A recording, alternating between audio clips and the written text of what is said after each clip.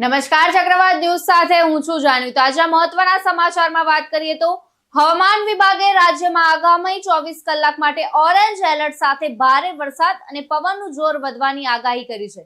તો રાજ્યમાં 29 મે સુધી છૂટો છવાયો વરસાદ પડી શકે છે। તો 60 કિલોમીટર પ્રતિ કલાકની ઝડપે પવન ફૂંકાય તેવી શક્યતાઓ છે। તો 28 મે સુધી રાજ્યભરમાં ભારે વરસાદ વરસી શકે છે। તો હાલમાં દક્ષિણ રાજસ્થાન ઉપર સર્ક્યુલેશન અને ટ્રફના કારણે વરસાદની સ્થિતિ સર્જાઈ છે। એ સિવાય માછીમારોને દરિયો ન ખેડવાની સૂચના અપાઈ છે। તો ભરૂચ જિલ્લામાં મોડી રાત્રિથી કમોસમી વરસાદી ઝાપટા શરૂ થયા છે। તો ભરૂચમાં 26 કિલોમીટર પ્રતિ કલાકની ઝડપે પવન ફૂંકાયા સાથે ગાજવીજ સાથે ધોધમાર વરસાદ વરસતા જિલ્લાભરમાં ચોમાસા જેવો માહોલ સર્જાયો હતો।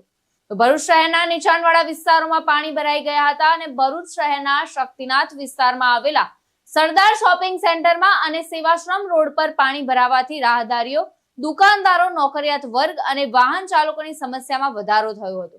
તો કામકાજનો ચાલુ દિવસ હોવાથી નોકરિયાત વર્ગને અવરજવરમાં મુશ્કેલીઓ પડી હતી। તો વરસાદના કારણે સમગ્ર ભરૂચ જિલ્લાનું જનજીવન પ્રભાવિત થયું હતું। તો ચોમાસાની શરૂઆત પહેલા જ ભરૂચ જિલ્લામાં વરસાદી માહોલ સર્જાયો છે। તો મોડી રાત્રે અને વહેલી સવારે ધોધમાર વરસાદ પડ્યો હતો। તો ભારે પવનના કારણે મિની વાવાઝોડા જેવી સ્થિતિ સર્જાઈ હતી। તો હવામાન વિભાગની આગાહી મુજબ વરસાદ પડતા લોકોને આકરી ગરમી અને બફારામાંથી રાહત મળી હતી।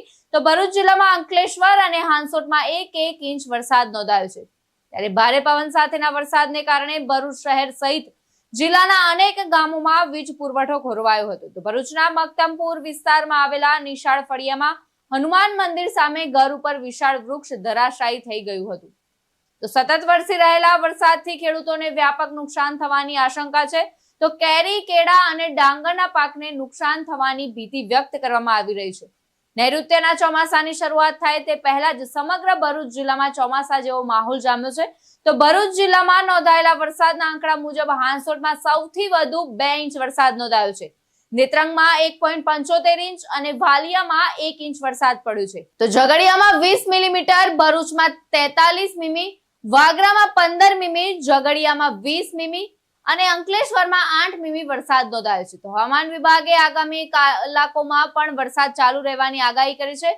તો ભરૂચ જિલ્લામાં આજે વરસાદનું રેડ એલર્ટ હોવાથી વહીવટી તંત્ર અને કલેક્ટર ગૌરાંગ મકવાણા દ્વારા નાગરિકોને સાવચેતી રાખવા અને જરૂર પડે ત્યારે કંટ્રોલ રૂમનો સંપર્ક કરવા સૂચના આપવામાં આવી છે। કેતન મહેતા સાથે ચક્રવાત ન્યૂઝ, ભરૂચ।